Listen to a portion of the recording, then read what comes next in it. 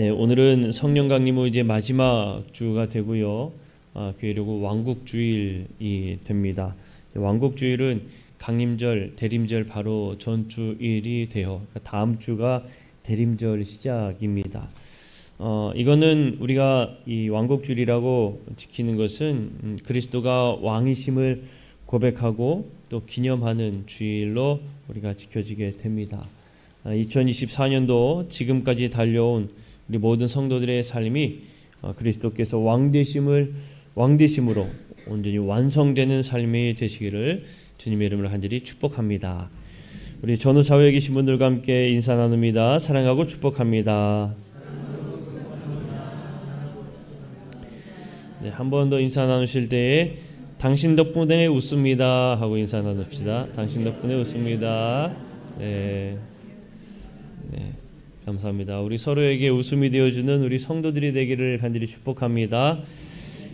요즘 이제 국제적으로 계속 뉴스에 나오는 일들이 있는데 그것이 무엇이냐면 생각보다 좀 오래 가고 있지요. 우크라이나와 러시아와의 전쟁, 그리고 이스라엘과 팔레스타인의 전쟁 이야기가 매일같이 계속 보도되어지고 있고 뉴스로 우리가 접하게 됩니다. 저희 집에 아침에 일어나면 항상 뉴스를 틀고 제 뉴스를 보게 되는데 그러다 보니까 자연스럽게 저희 아이들도 뉴스 소식들을 접하게 되고 듣게 돼요. 그러다 보니까 이러한 전쟁 이야기도 계속 저희 아이들도 듣게 되는 거죠. 그러다 어느 날입니다. 계속 전쟁 이러한 소식을 들어서인지 모르겠는데 누구라고는 제가 좀 밝히기는 좀 그래요. 한 아이가 저에게 이런 질문하는 거예요. 아빠, 우리나라 전쟁 나면 우린 남해 살아서 안전하니까 다행이다, 그치? 이게 무슨 이야기인지 아십니까? 전쟁 나면 우리는 남해에 있어서 안전하다는 거예요. 여러분 참 안전한 곳에 사셔서 참 하나님의 큰 축복인 줄로 믿습니다. 그리고 또 이렇게 물어봐요, 저한테. 아빠, 전쟁 나면 아빠도 전쟁하러 가야 돼? 묻는 겁니다. 그래서 제가 아니야, 아빠는 전쟁하면 나라에서 부르지 않아서 전쟁터에 가지는 않아. 그러니까 저희 아이가 반응이 뭐였냐면 긴 숨을 쉽니다. 휴 하면서 뭐라고 했을까요? 다행이다. 다행이다 그러는 거예요. 그 이유가 뭐냐면 아빠가 전쟁 나가면 우리 교회 설교는 누가 하냐, 우리 가족은 누가 지키냐는 거예요. 그러면서 우리 아이가 아빠는 전쟁터에 나가면 안 된다라고 이야기를 하는 겁니다. 여러분 세계 평화를 위해서 함께 또 기도하시기를 축복합니다. 천하태평이란 말이 있습니다. 천하태평, 그 의미는 온 세상이 태평하다, 큰 평안함이 있다라는 의미가 있지요. 세상이 평화롭고 모든 일이 순탄하게 진행된다는 의미를 가지고 있습니다. 사회와 국가가 안정적인 상태에 있을 때에 천하태평이라는 말을 쓰죠. 또는 혹은 이제 개인적으로도 평화롭고 안정적인 상태를 이야기할 때 나는 천하태평해라고 이런 표현을 쓰기도 합니다.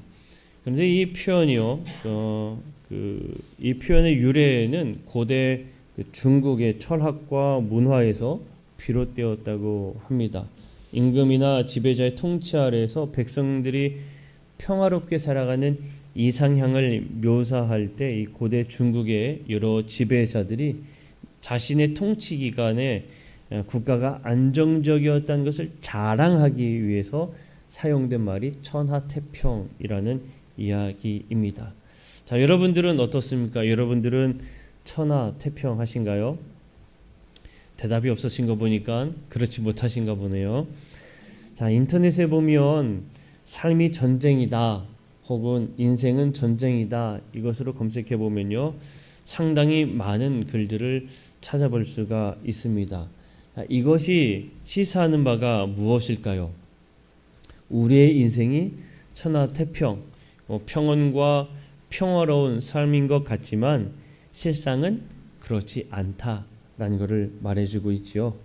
오히려 인생은 총칼이 있지 않고 총알이 날아다니고 있지는 않지만 상당히 치열한 전쟁터와 같다라고 이야기를 합니다. 우리가 심심치 않게 이런 전쟁의 이야기를 많이 합니다. 얼마 전에 고3 학생들이 이제 수능 시험이 있었어요. 수능 시험이 있을 때쯤, 이맘때쯤이면 항상 들리는 말이 있는데 그 말이 무엇인지 아십니까? 네, 여러분들의 자녀들은 다 커서 이제 잊으셨죠? 입시 전쟁이라는 말이 계속 끊임없이 들립니다. 입시 전쟁.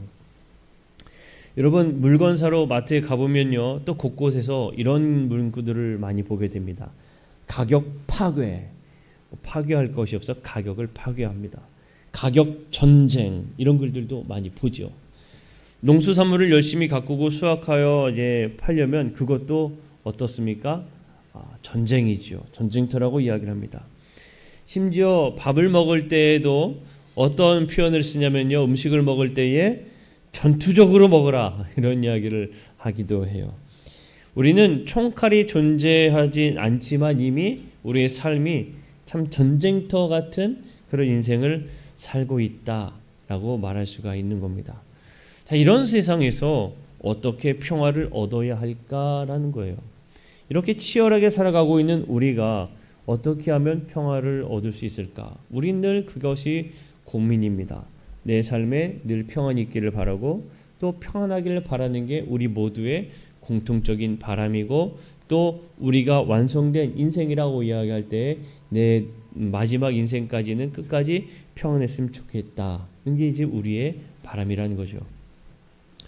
우리가 함께 읽은 다니엘과 요한계시록은 쓰여진 시기는 분명히 다르지만 모두 다 어려움 속에 있던 그 시대적인 배경은 모두 같은 시대적 배경을 가지고 있습니다. 다니엘은 바벨론 제국의 포로 생활 가운데 있었고, 또 특히 다니엘은 많은 시기와 질투를 받으며 무엇보다도 때때로 우상을 섬겨야 하는 이런 강압적인 어려움 속에서 그는 신앙을 지켜나가고 있던 그런 배경을 가지고 있습니다. 요한계시록도 마찬가지로 그런 배경을 가지고 있어요. 당시지 로마 제국의 지배하에 있었는데 로마 황제를 숭배하라는 그 로마의 압박 가운데에 로마 황제 숭배를 거부하는 기독교인들이 로마로부터 아주 가혹하게 핍박을 받고 있던 상황, 그 상황을 가지고 있습니다. 그러니까 이러한 시대적 배경을 보면 다니엘이나 이 요한계시록이나 비슷한 이 신앙적으로 어려움 속에 있었구나라는 시대적 배경을 우리가 생각해 보게 돼요. 이러한 상황 속에 하나님께서는 다니엘에게 그리고 사도 요한에게 그들에게 환상을 보여주시면서 그들에게 말씀하시는 그 말씀, 우리가 함께 읽은 말씀들입니다. 그러면 그들에게 주시는 말씀의 의미는 무엇이냐면 그들이 지금 현재 어려움 가운데 거하고 있는 그 어려움의 그 근본이 되는 것들, 다니엘 같은 경우에는 바벨론과 함께 이후의 제국들도 결국에 멸망하게 될 것이다라는 것과, 또 사도 요한에게 주시는 말씀 속에서는 결국엔 그들을 압제하고 있는 로마 제국의 이 멸망이 있을 것이다라는 것을 말해주고 있는 겁니다. 그러면 이 말씀들이 우리에게는 어떻게 적용이 될까 하는 것을 한번 곰곰이 묵상해 보게 됩니다. 결국에 다니엘과 요한에게 있어 주시는 말씀은 그들의 어려움은 끝나고 주님이 주시는 평화가 있을 것이다 라는 거거든요. 그러면 지금 시대 다니엘이나 요한계시록처럼 신앙을 지키는 것에 가혹한 핍박이 존재하는 시대는 우리는 그렇게 살고 있지는 않습니다. 여러분들이 신앙을 지킨다고, 내가 믿음을 지켜야 된다고 강하게 이야기를 할 때에 주변에서 누군가가 당신은 교회 다니니까 큰 고통을 당해야 되겠소라고 이야기하며 고통을 주거나 괴로움을 주거나 하지는 않아요. 그런데 여러분, 신앙을 지키는 것은 예나 다니엘이나 그 사도 요한이 지켰던 그 초대 기독교인들이 지켰던 그 시절이나 지금이나 똑같이 힘들고 어려운 것은 같습니다. 한 주간 열심히 생활하고 쉬고 싶은 귀한 이 휴일에 여러분 쉰다면 얼마나 좋겠습니까? 그런 지금 여러분들은 그 휴일에 쉼을 마다하고 지금 주님 앞에 나와 예배하는 것부터 이미 신앙을 지키기 위해 필사적으로 살아가는 믿음 지킴의 현장에 있음을 여러분 꼭 기억하시기를 바랍니다. 조금 여유 있게 세상을 즐기며 쉬엄쉬엄 살고 싶은, 또 그렇게 신앙도 쉬엄쉬엄 믿고 싶은 그런 유혹을 물리치고 주님 앞에 나와 예배한 것도 필사적으로 믿음을 지키는 믿음의 지킴 현장에 여러분들이 있다는 것을 또한 여러분 기억해야 될 줄로 믿습니다. 자, 그런 면에서 우리 모두는 다니엘이나 사도 요한이나 또 초대교회의 모든 성도들처럼 당시 믿음을 지키는 믿음의 사람들과 우리의 믿음을 지키는 것과는 크게 다르지 않다라는 거예요. 그렇기에 오늘의 이 말씀, 다니엘과 요한계시록의 말씀은 그들에게 주는, 정말 핍박 가운데 있던 그들에게 주는 말씀과 지금 현재를 살아가고 있는 우리에게 주시는 말씀과 전혀 무관하지 않고 동일하게 우리에게도 적용이 되는 말씀이구나라는 겁니다. 내 삶에 주어지는 하나님의 말씀이구나라는 사실을 우리가 기억하면서 이 말씀을 묵상하며 바라볼 수 있어야 된다는 거예요. 자, 그러면 이 말씀 속에서 우리에게 주시는 것은 하나님께서 다니엘과 이 요한계시록의 사도 요한에게 하나님의 평화가 있을 것이다. 너희들에게 이 고통은 끝나고 평화가 있을 것이라고 주시며 말씀하시는 건데 우리에게도 그러면 어떻게 적용이 되는 것일까라는 겁니다.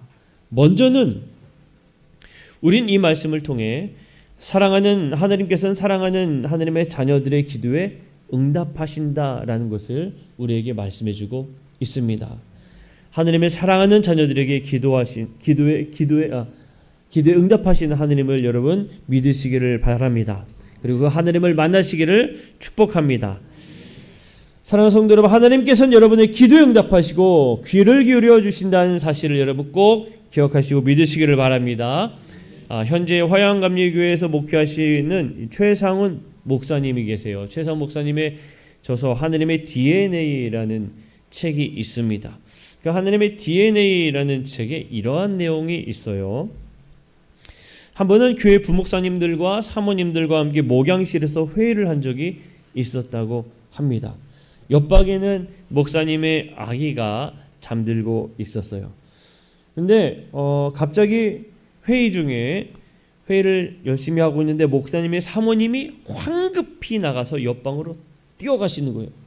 그리고 아이를 달래고 다시 회의하는 장소로 돌아오시는 겁니다. 다들 신기한 거예요. 아무도 아이의 어떤 울음소리조차 듣지 못했는데 어떻게 사모님은 그 아이의 울음소리를 듣고 뛰어나가서 그렇게 달래고 올 수 있었냐고, 어떻게 아기의 울음소리가 그 상황 속에서 들렸느냐고 너무나 신기해서 물어보는 거예요. 아무도 듣지 못한 아이의 울음소리, 오직 유일하게 엄마만 감지했던 겁니다. 아빠도 듣지 못했어요. 엄마만 그 울음소리를 듣는 거예요. 그 모습을 보며 부모의 능력이 참 대단하다는 생각을 최상 목사님이 하셨다고 그럽니다. 여러분들도 아마 이미 경험해 보셨을 겁니다. 내 아이의 울음소리는 저 멀리 있어도 어떻게 기가 막히게 듣고 달려가는 게 부모의 모습이라는 걸 여러분들은 잘 알고 계시죠. 자, 그러면서 이렇게 이야기를 이어가세요. 하나님은 우리의 아버지이시다. 하나님은 나의 작은 힘과 주님이라고 하는 외마디에도 관심을 가진다. 그분은 나의 세밀한 부분까지, 심지어 내가 느끼지 못했던 부분까지도 나의 마음, 나의 고통을 누구보다 더 잘 아신다. 거절당하는 외로움, 배신당한 수치, 왕따를 당하는 것, 아들 잃은 슬픔까지 주님은 다 아신다. 상처받은 지으자 예수 그리스도, 그분을 의지할 때 내 안에 상처가 치유된다고 하는 믿음을 가지고 반드시 주님 앞에 나아가야 한다. 그것이 기도이다. 그것이 나와 주님과의 관계의 가장 중요한 기본적인 정체성의 원리이다. 나는 주님의 자녀이고 주님은 나의 기도를 듣기 원하시는 아버지이시다. 여러분, 다니엘은 마음 놓고 기도할 수 없는 환경 속에 있었습니다. 때로는 그 자신이 하나님께 기도를 한다면 반드시 죽을 것이라는 그런 현실 속에서도 변함없이 하느님 앞에 기도한 사람이 바로 다니엘입니다. 마찬가지로 사도 요한도 그렇고 당시 초대교회 교인들도 마찬가지였습니다. 그들이 힘들고 어려움 가운데 있을 때에도 그들은 끝까지 하느님 앞에 무릎 꿇고 기도하였어요. 그들이 설령 죽는 한이 있다 할지라도, 그리고 사도 요한이 반모섬에 유배되는 그런 상황이 있을지라도 끝까지 하나님을 의지하였고 하나님 앞에 기도했습니다. 그런 이들에게 기도한 이유는 무엇이냐? 오직 하나님만이 이 땅의 통치자이시기 때문에, 그 사실을 믿었기 때문에 그들은 믿음으로 주님 앞에 기도하였고, 그 기도의 응답이 다니엘과 초대교회 성도들과 이 모든 사도 요한에게까지도 들려지게 되었다라는 거예요. 그들을 괴롭게 하는 모든 세력들은 결국에 무너지게 될 것이라는 희망의 말씀을 결국에 하나님께서는 그들에게 들려주신 것, 그것이 우리가 함께 읽은 다니엘의 말씀과 요한계시록의 말씀에 기록되어지고 있는 겁니다. 결국에 그들에게 기도하는 마음으로, 끝까지 믿음으로 기도할 때에 하나님께서는 이들을 위로하셨고 그들에게 진정한 평안을 그들에게 주시고 있다라는 것을 우리가 발견하게 되는 겁니다. 사랑하는 성도 여러분, 주님 앞에 믿음으로 기도하시기를 간절히 바랍니다. 주께서는 여러분의 기도를 반드시 들으십니다. 주만 바라볼지라는 찬양이 있어요. 이 찬양의 후렴 가사를 보면 이렇습니다. 하나님 사랑의 눈으로 너를 어느 때나 바라보시고 하나님 인자한 귀로서 언제나 너에게 기울이시니 어두움에 밝은 빛을 비춰주시고 너의 작은 신음에도 응답하시니 너는 어느 곳에 있든지 주를 향하고 주만 바라볼지라. 우리가 힘들고 어려울 때 여러분 주님께 기도해 보십시오. 주님은 여러분의 작은 소리에도 귀를 기울여주시고 여러분들의 신음에도 응답하신 줄로 믿습니다. 그래서 우리는 기도할 때에 그때의 평안을 얻고 기도할 때에 참 평안 안에 살게 되는 그 은혜를 누리게 된다라는 사실이에요. 그래서 우리는 믿음으로 주님 앞에 기도해야 된다는 것입니다. 두 번째로 하나님이 함께 하심을 믿으시기를 간절히 바랍니다. 하나님께서 함께 하신다는 것을 이 두 말씀 본문에서는 우리에게 말해주고 있어요. 미국 러트거스 대학교 연구팀에서 한 실험을 하게 됩니다. 어떤 실험을 하는가 하면 미국의 러트거스 대학교 연구팀이 실험 참가자 134명을 대상으로 얼음물에 손을 담그도록 했습니다. 그와 같은 이제 스트레스를 받는 상황에서 실험 참가자 중 절반에게는 14초간 여행 경험처럼 내 삶의 즐거웠던 기억을 떠올려 보도록 했고, 나머지 절반에게는 감정적으로 동요가 일어나지 않는 그런 중립적인 사건을 생각해 보도록 했습니다. 그 결과 행복했던 기억을 떠올린 실험 참가자들이 더욱 빠른 속도로 이 스트레스를 극복하는 결과를 보여주었다라는 이 실험의 결과예요. 단순히 행복했던 기억을 떠올리는 것만으로도 이 급성 스트레스가 완화된다는 점이 이 연구의 흥미로운 부분이다라고 말하고 있어요. 여러분, 우리도 그렇죠. 때때로 힘들고 어려울 때에 어떤 것을 합니까? 나 과거에 이랬었는데, 과거에 행복했던 시절, 과거에 내가 더 잘되었던 시절, 이럴 때를 회상하곤 합니다. 그런 시절을 떠올리면 그때만큼은 우리의 기분이 어때요? 참 좋지요. 그 고통은 사라지고 그 좋았던 시절이 내 안에 가득 채워져 있습니다. 이 이야기를 보면요, 중요한 한 가지가 있습니다. 무엇이냐면 행복한 과거의 생각은 지금의 고통을 잠시 줄여줄 뿐이라는 거예요.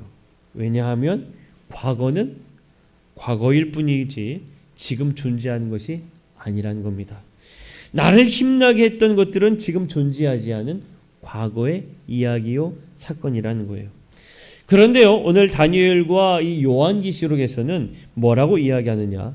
하나님은 과거에만 존재하셨던 분으로 이야기하지 않습니다. 하나님은 예나 지금이나 그리고 앞으로도 항상 함께 하시는 분임을 우리에게 말해주고 있다는 거예요. 자, 다니엘서 7장 9절에 보면 이렇게 이야기를 합니다. 노란 글씨 있는 부분만 노란 글씨 있는 부분만 보면은 뭐라고 쓰여졌습니까? 옛적부터 항상 계신 이라고 표현하고 있어요. 내가 보니 왕좌가 놓이고 옛적부터 항상 계신 이가 좌장하셨는데, 하나님을 지칭하여 표현한 이야기입니다. 옛적부터 항상 계신 이 표현은 무엇을 의미하냐면 영원하신 분이라는 것을 의미하는 표현이에요. 하나님은 영원하신 분이라는 겁니다. 과거에 계신 분이 아니라 지금도 살아서 역사하신 분이요 앞으로도 함께 하실 분임을 표현하는 것이 바로 예전부터 항상 계셨던 그분을 표현하고 있는 거예요. 자, 이런 표현을 요한계시록 1장 4절에서도 똑같이 표현하고 있습니다. 노란 글씨 부분만 한번 읽어볼까요? 뭐라고 있습니까? 시작. 이제도 계시고 전에도 계셨고 장차 오실 이. 자, 이렇게 표현합니다. 이제도 계시고, 이제는 지금이에요. 지금도 계시고 전에도 계셨고 장차 오실 이. 한마디로 뭡니까? 예전부터 지금까지 계속 함께 하시는 그분을 고백하고 있는 겁니다. 결국에 다니엘과 이 요한계시록에서 고백하고 있는 이 고백 속에 우리가 발견한 게 뭐냐? 우리가 믿는 하나님은 잠깐 계셨던 분이 아니라 예전이나 지금이나 앞으로도 나와 계속 함께 하시는 분임을 그렇게 고백하고 있다는 중요한 사실입니다. 사랑하는 성도 여러분, 우리 주님은 지금도 우리와 함께 하시는 분임을 믿으시기를 바랍니다.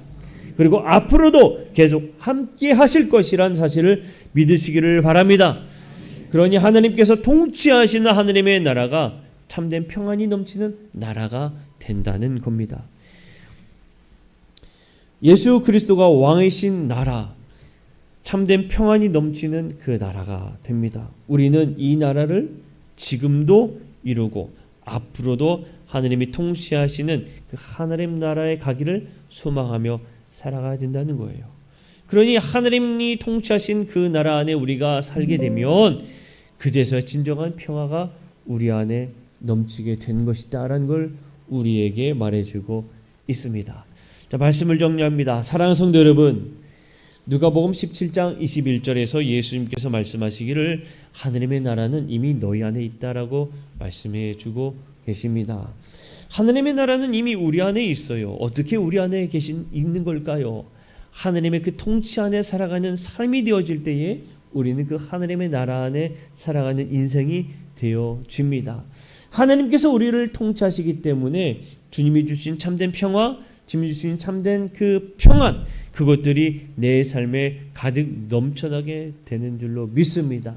지금의 어려움, 이것이 언제 끝날까? 우리가 주님 앞에 간구하고 우리의 신음 가운데 부르짖을 때, 기도할 때에 하나님께서는 결국에 우리의 기도에 귀 기울여 주시고 그 기도에 응답해 주심으로 말미암아 우리의 신음이 떠나가고 오히려 다니엘과 사도 요한에게 말씀해 주셨던 것처럼 우리에게 참된 평화가 있을 것이라는 소망의 말씀을 주신 줄로 믿습니다. 오늘 우리가 이 믿음으로 하나님 나라 안에 살아가는 우리 모든 성도들이 되시기를 주님의 이름을 간절히 축복합니다. 우리 함께 찬양 주만 바라볼지라 함께 찬양하고 오늘 말씀을 기억하면서 우리 함께 하나님 나도 하나님 나라 안에 살기를 원합니다. 주의 통치 안에 거하는 삶을 살기를 원합니다. 우리 믿음으로 고백하는 기도를, 결단의 기도를 함께 드리도록 하겠습니다. 하나님 사랑을 사모하느냐, 하나님의 평안을 바라보느냐, 것 창조하신 우리 주님이 너를 얼마나 사랑하시는지 하나님께 찬양과 경배하는 하나님의 선하심을 닮아가는 자 너의 모든 것 창조하신 우리 주님이 너를 자녀 삼으셨네. 하나님 사랑의 눈으로 너를 어느 때나 바라보시고 하나님인 정귀로서 언제나 너에게 기르시니 오늘은 맑은 빛을 비춰주시고 너의 작은 신임에 너를 응답하시니 너는 어느 곳에 있든지 주를 향하고 주만 바라볼지 하나님 사랑의 눈으로 하나님 사랑의 눈으로 너를 어느 때나 바라보시고 하나님인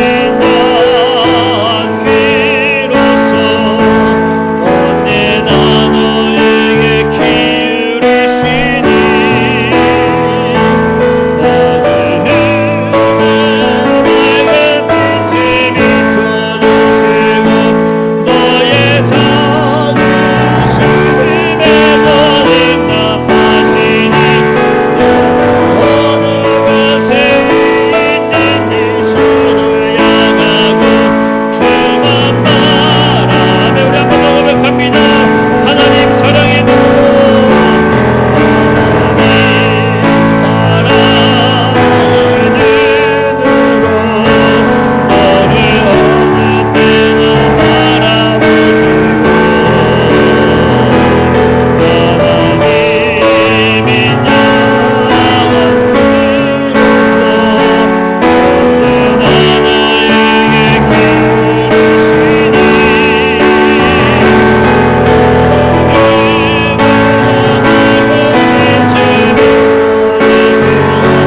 너의 작은 신임에 너를 응답하시니 어느 곳에 주를 향하고 주만